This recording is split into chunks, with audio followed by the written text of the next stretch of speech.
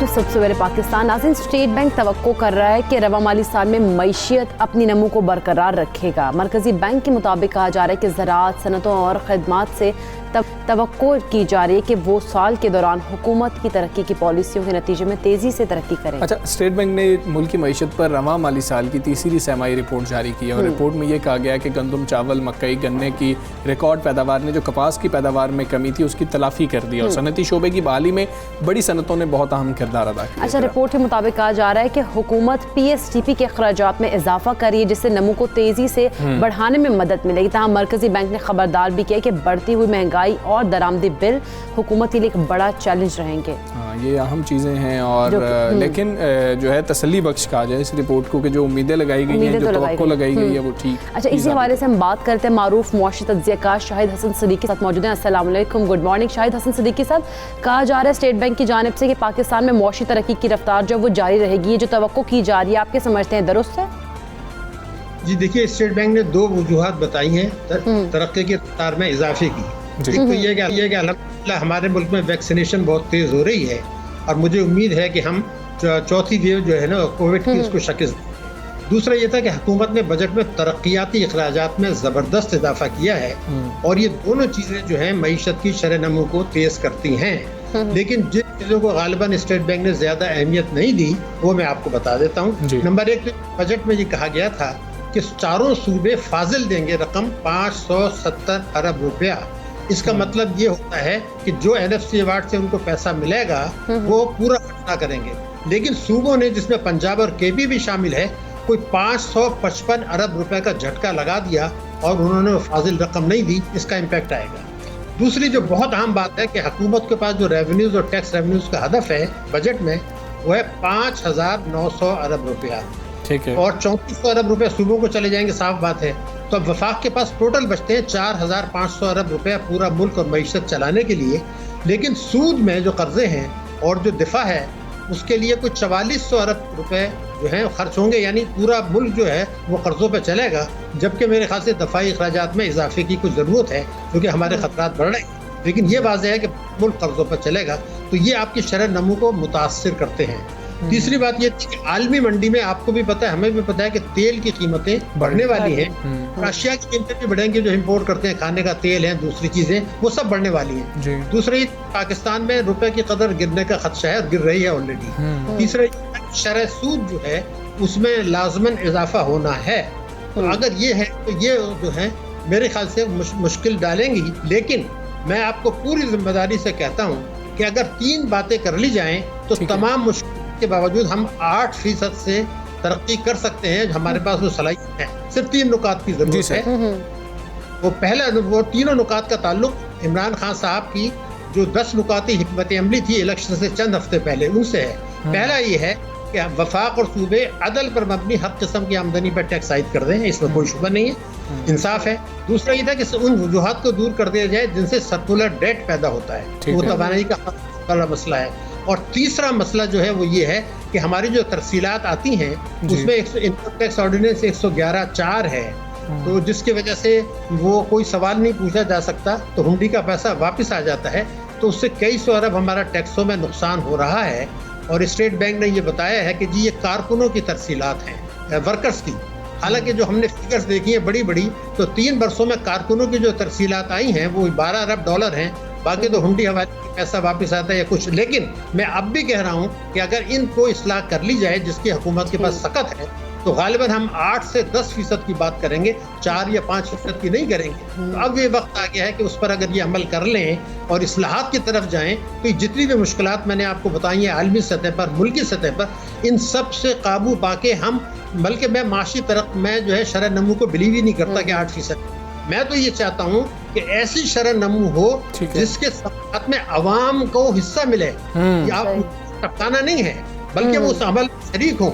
यानी तरक्की के लिए आप अवाम पर बोझ ना डालें, तरक्की के लिए आप अवाम को भी मराद दें और तालीम का भी मेयार बेहतर करें, सेहत का भी मेयार बेहतर करें, उनको जो है पीने का साफ पानी भी दें, उनको टैक्सों में जो है इनडायरेक्ट टैक्सेस ना लगाएं, पेट्रोलियम खत्म करें। ये चीजें जब आप करेंगे तो मेरा ये ईमान है कि हमारे मुल्क को जो अल्लाह ताला ने सलाहियतें और वो दी हैं वसाइल, तो खित्ते के जो दूसरे ममालिक हो, चाहे उसमें भारत हो یا بنگلہ دیش ہو جو اس سے اس وقت ہمارے یا سری لنکا ہو جو ہم سے اس وقت آگے ہیں، ہم ان سے کہیں آگے اور کہیں تیز رفتاری سے ترقی کر سکتے ہیں. تو یہ ایک وقت آج اب آ گیا ہے جو ہم 1980 سے اگر میں آپ کو بتاؤں آج تک ہم سری لنکا اور بنگلہ دیش سے پیچھے ہیں گروتھ میں. بھارت کو خیر آپ بہت آگے ہیں لیکن ہم ان سے آگے نکلنا چاہتے ہیں. تو میں تو آپ کو یہ 3 شرائط پر اصرار کر رہا ہوں، یہ کر دیں تو میں دیکھتا ہوں کہ کوئی طاقت ہم کو روکتی ہے. ٹھیک ہے ڈاکٹر صاحب، آپ یہ اصرار کر رہے ہیں، آپ کو یہ ہوتا ہوا بھی پالیسیوں سے ہوتا ہوا نظر بھی آ رہا ہے کہ ایسا ہو جائے گا اس مالی سال میں؟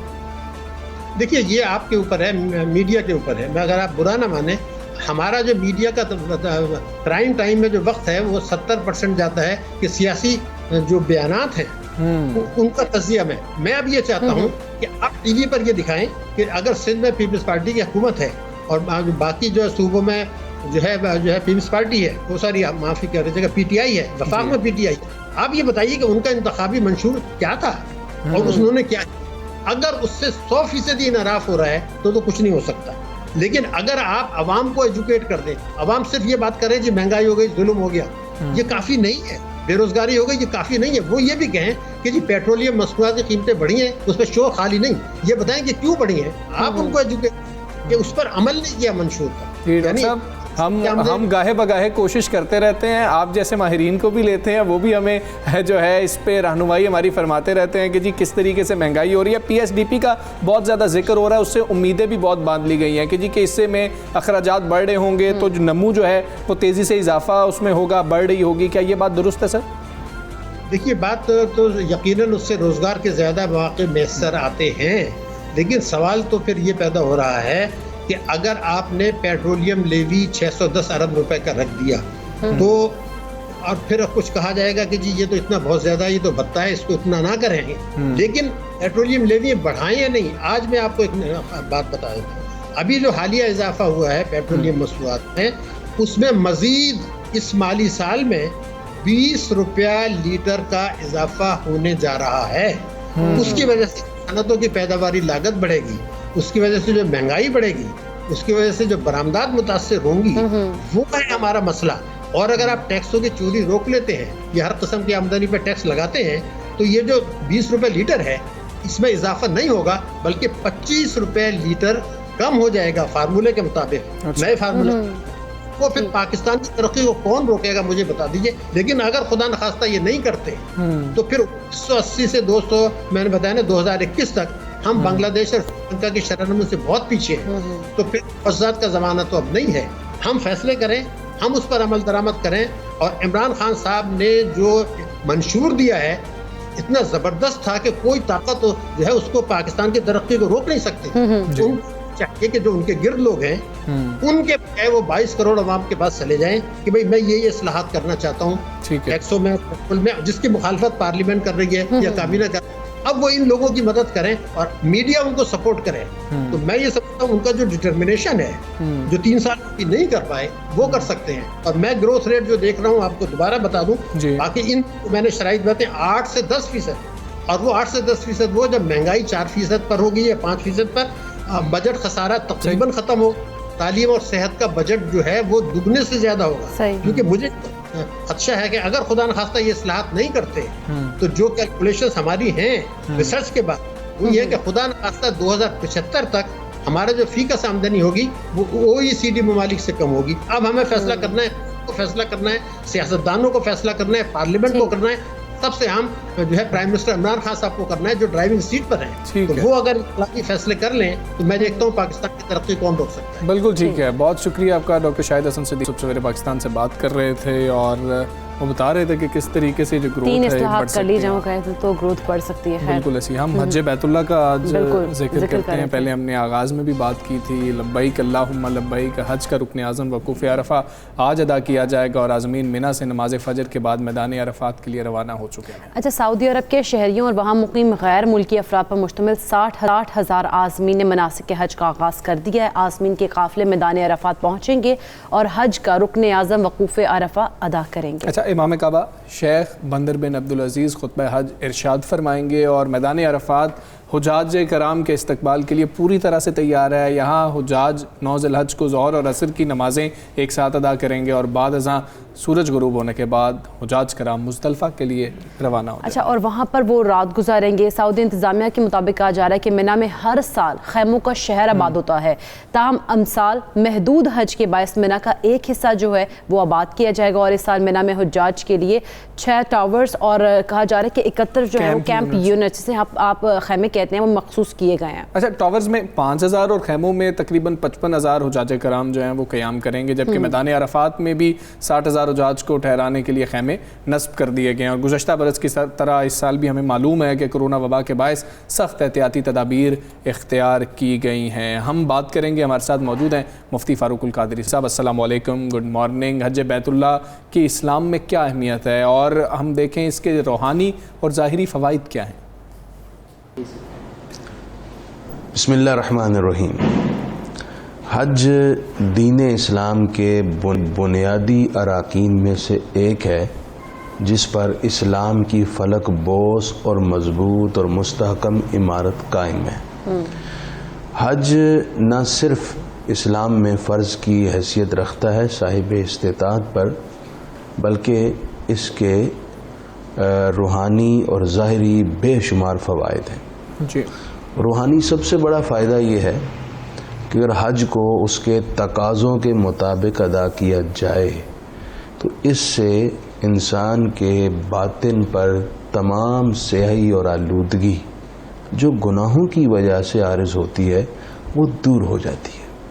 नबी अकरम रहमत आलम सल्लल्लाहु अलैहि वसल्लम ने फरमाया, जिसने हज किया और हज के दौरान उसने कोई फजूल बेहयाई वाली बात या काम न किया, कोई जंगो जिदाल भी ना किया, तो वो इस तरह पलटता है कि उसके तमाम गुनाह मिट जाते हैं। गुनाह मिट गए तो बेसुकूनी, इज़्तिराब और बेचैनी भी ख़त्म हो गई और सुकून और राहत की कैफियत हासिल हो जाती है। जी, यूं ही हज की वजह से दूसरा रूहानी फ़ायदा ये है कि हज एक ऐसी आशिकाना इबादत है कि जिससे बंदा अपने रब का तकर्रुब हासिल करता है। बेशक सारी रूहानियत की रूह ये है कि अल्लाह का कुर्ब हासिल हो, और हज एक ऐसी इबादत है जो बंदे को अल्लाह के करीब कर देता है। बस ज़रूरत इस बात की है कि आज हज करने वाला हज करने के बाद पलटे तो उसकी ज़िंदगी तब्दील हो जाए। और हज मकबूल और हज मबरूर की एक अलामत ये भी है कि बंदा पलट कर आए तो उसकी ज़िंदगी गुनाह से दूर हो, बुराई से दूर हो, वह अखलाक हसना का पैकर हो, वह हुकूकुल्लाह और हुकूकुल इबाद का ख्याल रखने वाला हो। अगर इस अंदाज और इस तकाज़े के पेश नज़र हज किया जाए तो ऐसा हज इंसान को यकसर बदल कर रख देता है और उसकी ज़िंदगी में ऐसी तब्दीली वाक़ई होती है जिससे न सिर्फ उसकी ज़ात फ़ायदा उठाती है बल्कि सारी सोसाइटी के लिए वो शख्स मुफीद और मुअस्सिर बन जाता है। अच्छा, मुफ्त मुक़द्दस फरीज़े के मकासद बारे भी बताइएगा, और कहा जाता है कि मुसलमानों के इत्तेहाद की अलामत है, वो कैसे, ज़रा इस पर भी रोशनी डालिएगा। हज बैतुल्लाह के जो मकासद हैं वो बड़े जामे हैं और वसी हैं और आलमगीर हैं, और इसके फ़वाइद तमाम मिल्लत इस्लामिया को हैं। सबसे पहला हज का मकसद तकर्रुब इल्लाह, अल्लाह का कुर्ब है।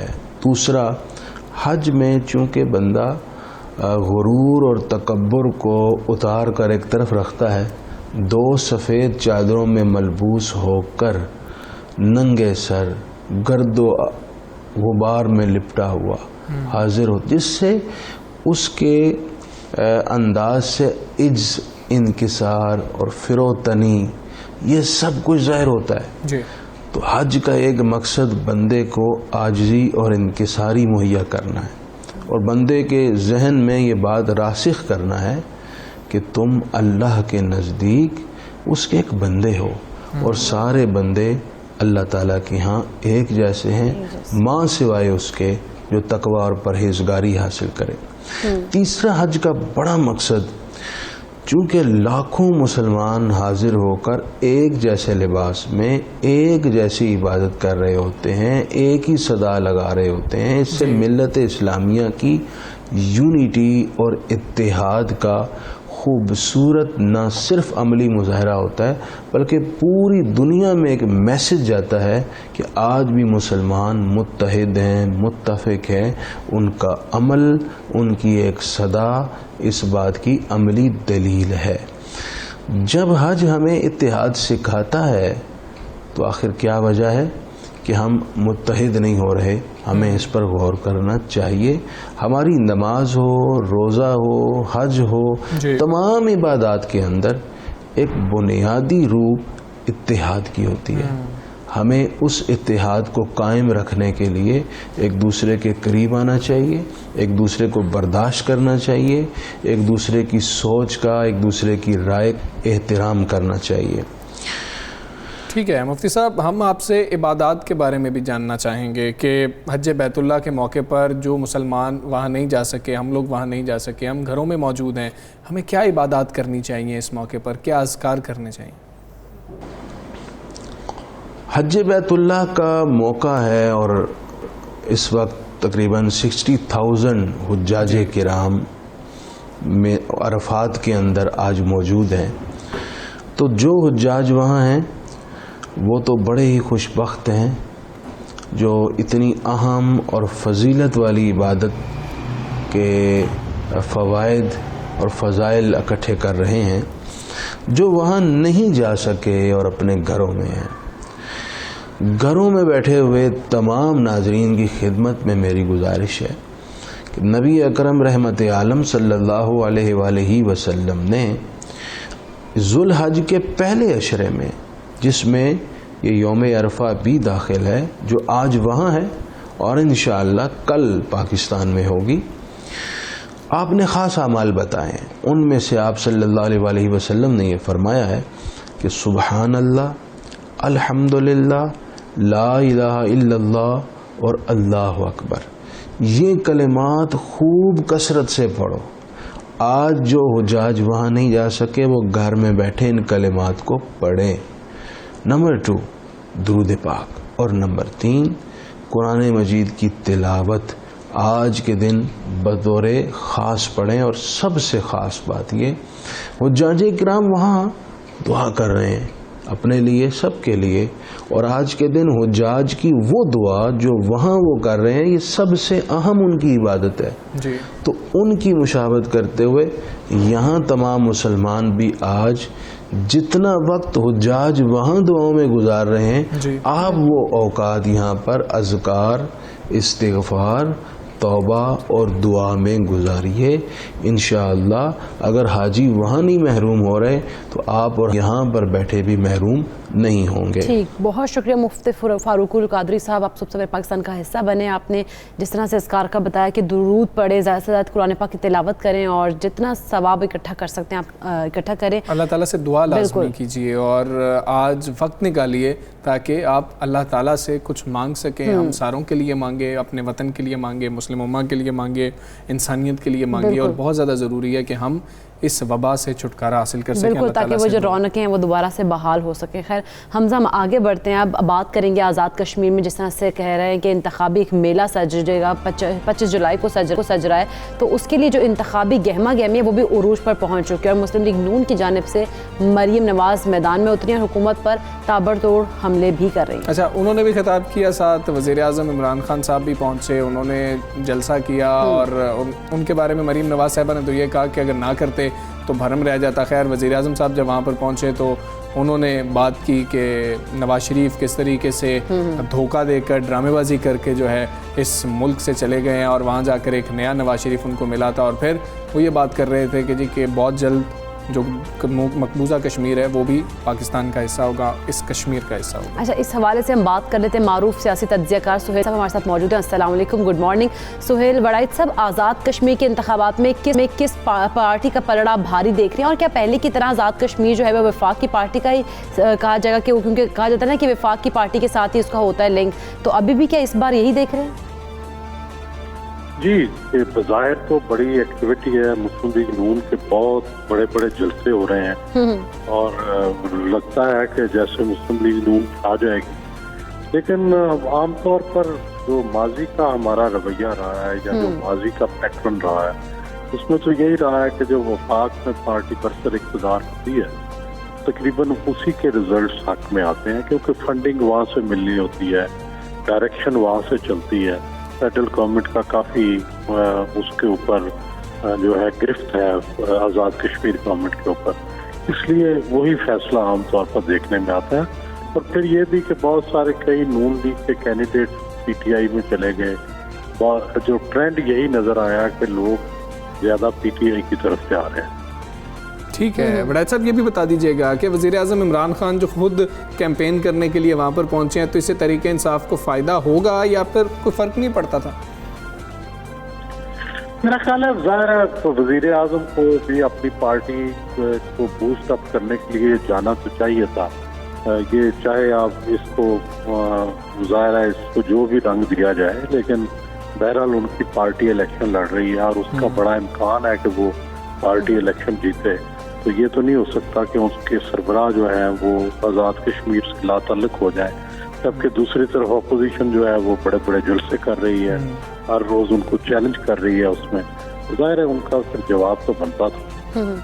اچھا وڈائچ صاحب، آزاد کشمیر میں اس وقت کیا ماحول ہے، کیا فضا ہے، عام کشمیری کیا سوچ رہا ہے، کیا ٹرینڈ ہے وہاں پر، اور کن فیکٹرز پر عام طور پر کشمیری جو ہیں وہ ووٹ دیتے ہیں؟ ایک تو میرا یہ خیال ہے کہ اب آزاد کشمیر جو تھا پہلے ایک دور افتادہ جگہ تھی، تو ظاہر ہے مین جو پاکستان ہے اس سے دور تھا، اس لیے وہاں کی لوکل پالیٹکس بھی اور تھی، لوکل سیاست بھی اور تھی، وہاں کی پارٹیاں بھی اور تھیں، لوکل پارٹیاں تھیں، لیکن اب جو کمیونیکیشن کا سیلاب آیا ہے، اب آزاد کشمیر بیسیکلی پاکستان کا حصہ بن گیا ہے، وہی پالیٹکس وہاں پہ ہو رہی ہے جو پاکستان میں پالیٹکس ہوتی ہے، وہی ٹرینڈز چل رہے ہیں جو پاکستان میں چلتے ہیں۔ آپ دیکھیں وہی پارٹیاں جو پاکستان میں الیکشن لڑتی ہیں وہی آزاد کشمیر میں الیکشن لڑ رہی ہیں۔ پہلے جو لوکل پارٹیاں ہوتی تھی، جو لبریشن لیگ ہوتی تھی، مسلم کانفرنس ہوتی تھی، یہ پارٹیاں آپس میں الیکشن لڑتی تھی، اب میرا خیال ہے وہ پارٹیاں نہیں ہیں، پیپلز پارٹی ہے، نون لیگ ہے اور پی ٹی آئی ہے۔ ٹھیک ہے سہیل وڈائچ صاحب، بہت شکریہ آپ کا، صبح سویرے پاکستان سے آپ بات کر رہے ہیں، اور جس طریقے سے عام ٹرینڈ دیکھا جاتا ہے وڈائچ صاحب بھی یہی سمجھ رہے ہیں کہ عام طور پر تو ایسا ہی ہوتا ہے کہ وفاق میں جس کی حکومت ہوتی ہے آزاد کشمیر گورنمنٹ اسی کی بن رہی ہوتی ہے، لیکن جلسے ہو رہے ہیں، بڑے جلسے ہو رہے ہیں، مریم نواز نے بھی بڑے جلسے کیے ہیں، وزیر اعظم صاحب پہنچے، بڑا جلسہ تھا، اب دیکھنا یہ ہوگا کہ نتائج کیا نکلتے ہیں، واقعی میں پلڑا کس کا بھاری ہے، اب یہ تو ہمیں تب ہی پتہ لگے گا، 25 جولائی کے بعد ہی پتہ لگے گا جس طرح سے ووٹرز نکلیں گے، ووٹ ڈالیں گے۔ خیر ہم یہاں پہ بریک لیتے ہیں، بریک کے بعد واپس آئیں گے، اسٹے ود اس۔